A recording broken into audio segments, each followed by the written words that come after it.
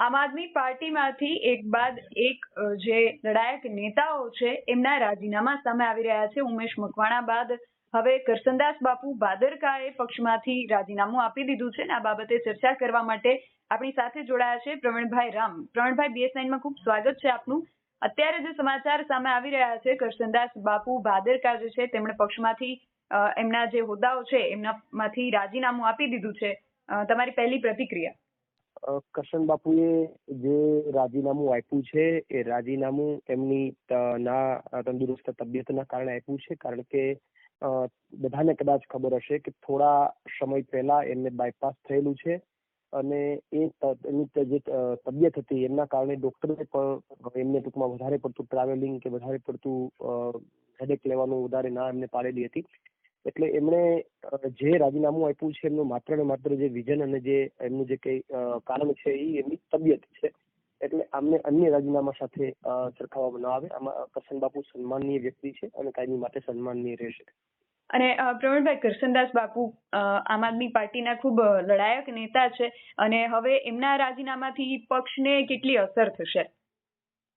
એમણે કોઈ વ્યક્તિ કોઈ નારાજ થઈને અથવા કોઈ બીજી ત્રીજી વાતથી જયારે રાજીનામું આપતા હોય ત્યારે ચોક્કસથી કોઈ પણ પાર્ટીને એમની અસરો થતી હોય છે, પરંતુ કરશન બાપુની પોતાને બાયપાસ કરાવેલ હોવા છતાં, કારણ કે હું પણ જયારે એમની સાથે પ્રવાસોમાં હતો, જયારે ચેતરભાઈના જે લોકસભા વખતે પણ એમને તાજું ત્યારે એમને બાયપાસ કરાવેલું હતું, તો અમે પણ ઘણી વાર એમની સાથે ચર્ચાઓ કરતા કે બાપુ બાયપાસ કરાવેલું છે તો એટલું બધું તમે લોડ ના લો, એટલું બધું શરીરને પેલું ન કરો। તો એમણે જે કંઈ પણ રાજીનામું આપ્યું છે એમના શરીરને સાચવવા માટે આપ્યું છે, અને પેલા તો શરીર હશે તો બધું હશે। તો એમને જે રાજીનામું આપ્યું છે એમાં એમને કઈ પાર્ટીથી નારાજગી કે પાર્ટીથી બીજી ત્રીજી કોઈ ચર્ચાઓ કરીને રાજીનામું નથી આપ્યું।